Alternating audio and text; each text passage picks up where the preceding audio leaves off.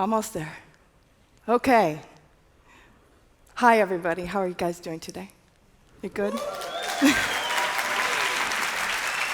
For me, I'm having an amazing time. It's amazing to be here in Klagenfurt. I'm so happy. We're actually very close to my namesake, Lake Bohinc. My last name is Bohinc. It's very confusing for anybody to say who's not Slovenian.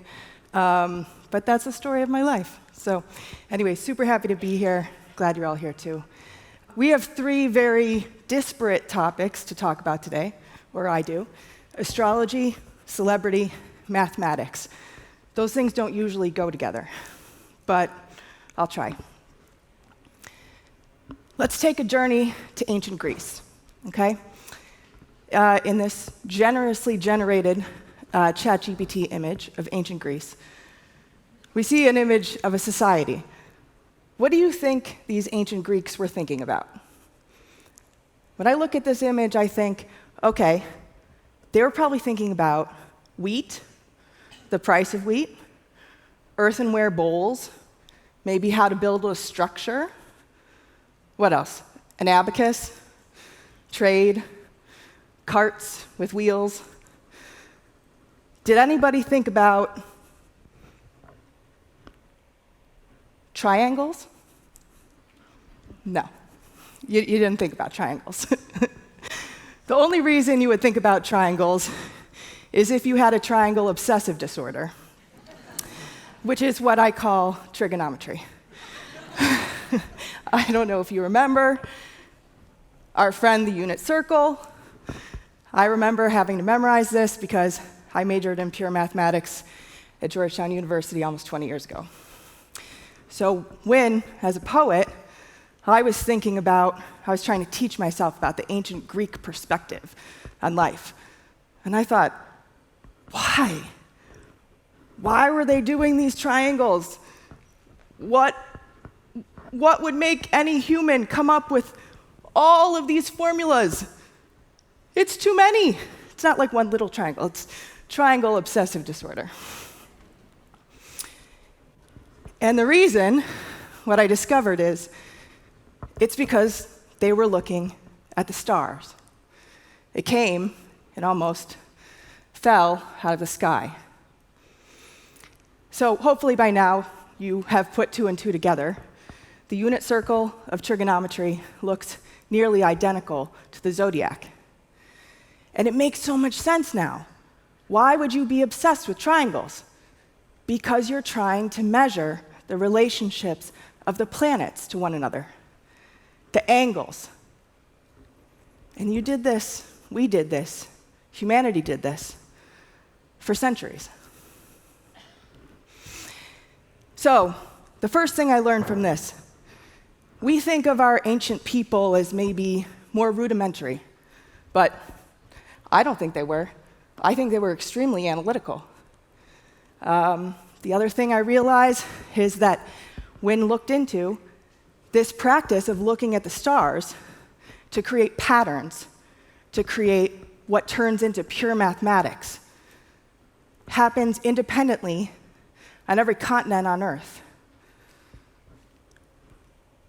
To me, this is insanely inspiring. To me, I studied pure mathematics. It was really hard. There were many nights that I did not go out. But I did it because I wanted to understand the secrets of the universe.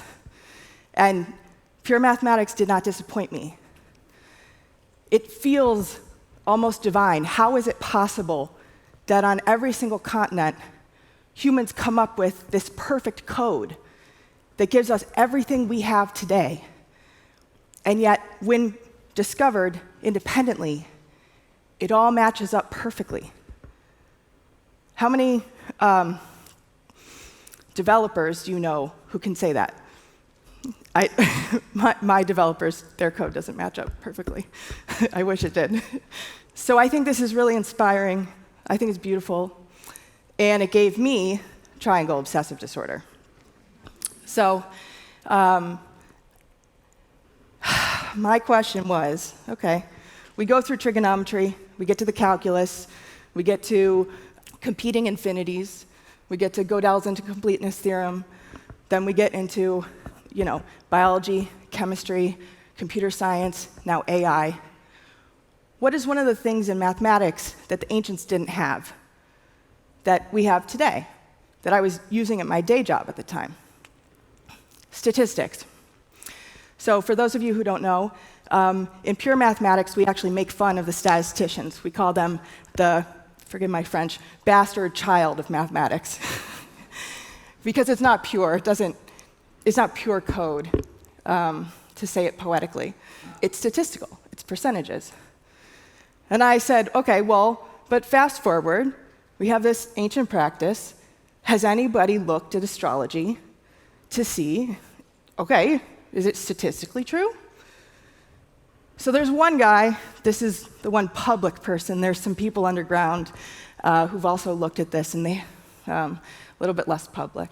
But Michel Gauquelin, a French statistician and astrologer, he had a relatively small data set, 2,000 people, and he started testing some assumptions on astrology. It was the 1950s. So bear with me just a second, I have to take a little detour. For those of you who haven't done astrology before, or who haven't had your natal chart read, one of the main components of a natal chart that Michel Gauquelin tested is the houses. Okay? So the houses there's 12 of them. Everybody's got them. First house, second house, third house, fourth house. The house under consideration is a house of public standing. Okay? House of public standing, or brand profile, or I can imagine a couple of different ways to describe it. But Michel Gauquelin said, OK, we would assume that people with planets in this 10th house would correlate with long-term fame. That's the assumption of the house. All right, let's test it. OK, well, that's not what he found. People with planets in the 10th house had no correlation with long-term fame. It's kind of a one of the more counterintuitive statistical findings. Something actually we find in data science all the time. What he found was that the 12th house had statistical correlation with long-term fame.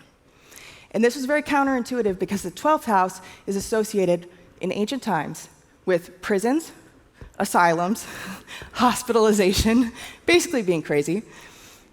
This is an ancient depiction of the 12th house. See that guy? He's in stocks. He's like sitting out in the front because he did something bad. So this was weird, okay? But, and my personal confession is, I'm biased towards these results. So I myself have a 12th house moon, and so I was always worried, like, am I going to end up alone? Will I be in isolation or a prison? Like, what will happen to me? So I kind of like these results, and I spent some time going through them, though, because I was like, all right, is this real? Like, I don't want to believe something fake about myself. So I did some research. The best archetype of the 12th house is David Bowie. To me, David Bowie was completely connected to the zeitgeist, and he was also an utter individual. David Bowie's natal chart, you'll see in all of these following charts, if you can locate the 12th house, it's right up there to the left-hand side, above the dark black line. See, it says 12. So David Bowie, 3 planets in the 12th house. Anything on the cusp gets kind of rounded over. I like David Bowie. All right, next example is Gertrude Stein. Who remembers Gertrude Stein? Anybody old enough in the audience? Gertrude Stein was 1920. She hung out in Paris with Picasso. She was considered a genius, arguably. What Gertrude Stein did, little known, she was a poet, obviously, but underneath that, she also studied the unconscious with early American philosopher of psychology, William James. She wrote her undergraduate thesis on the unconscious, about 2 levels of the brain being able to act, but only one gave voice to itself. Later, she goes on to write some poetry best known for being able to articulate subcontext, or the voice of the unconscious. So it's not surprising she has, I think, 4 or 5 planets in the 12th house. It is also, this extends to contemporary celebrity. We see examples, Kim Kardashian. Kanye West, Kim Kardashian, whatever you may think about Kim Kardashian, she's got the Mercury and Uranus conjunction in her 12th house, which would make her a genius in astrological terms. We have my favorite, Beyoncé. Love her. Mercury, Jupiter, Saturn, Venus. That's a lot. Probably how she survives Hollywood. And then I started to Google. I just started to pick celebrities. I said, I wonder if they have 12th house planets. I wonder if they fit my definition. And I started to be able to guess. So you'll see among this list, these are just the ones I found. Blues musicians, jazz musicians, great philosophers, people contemporary and ancient. And then what really surprised me was all the who's who of American, British politicians. I was shocked. I didn't think it would extend to politicians. So what is the 12th house? If we thought it was isolation in prisons, or that was once its definition, Gauquelin's experiment gave us a deep shift, us astrologers, and we thought more about how we define this. So to me, knowing Carl Jung's definition of the unconscious, me and most astrologers define the 12th house now as a place of the zeitgeist, a place of dreams, a place where we are able to connect with what poets call the void, or sort of the primordial soup, where there's a lack of individual separation, but we're connected to all things. But connecting to all things, what that makes you do is you have to individually define yourself, because you can't just swim there forever.